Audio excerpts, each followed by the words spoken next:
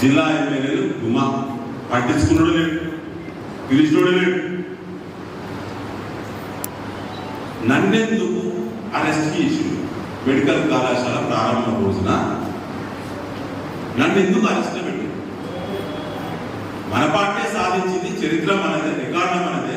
ఆ జీవోలనే requested reference by పెద్ద Sudarshan Reddy MLA Narsampet మీ బిడ్డ ఉండే నువ్వు మాత్రమే పోతుందా? అసలు సిగ్గుంటే ఫస్ట్ అక్కడికి పోవద్దు. రేపు పోతా సంబంధం ఇక్కడికి పోతా. కానీ నన్నెందుకు అవసరం చేసిండు? ఇదే పోలీసులు కదా, ఇదే అధికార పార్టీ ఎమ్మెల్యే ప్రోగ్రామ్ ఫంక్షన్ చేసిండు కదా ఆయన అధ్యక్షతగా. మీకు ఎట్లా ఇచ్చేది లేదు, నన్ను ఎందుకు అరెస్ట్ పెట్టిండు?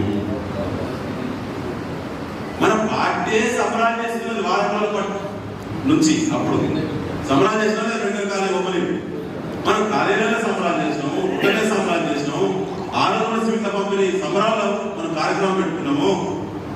ఎందుకు నన్ను మంచినీళ్ళు రాకుండా హౌస్ అరెస్ట్ చేసిండు? నన్ను నిర్బంధించి ఓపెనింగ్ చేయడానికి మీకు ఎట్లా సిగ్గు లేదు?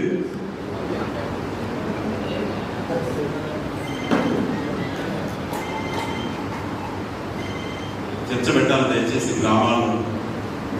మరి నేను అడుగుతారా, ఆనాడు నేను తెచ్చిన మెడికల్ కళాశాల బిల్డింగ్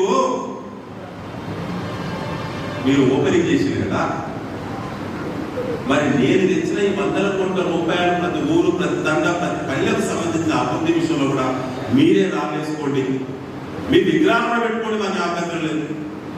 కానీ వచ్చిన నిధులు పోనివ్వద్దు.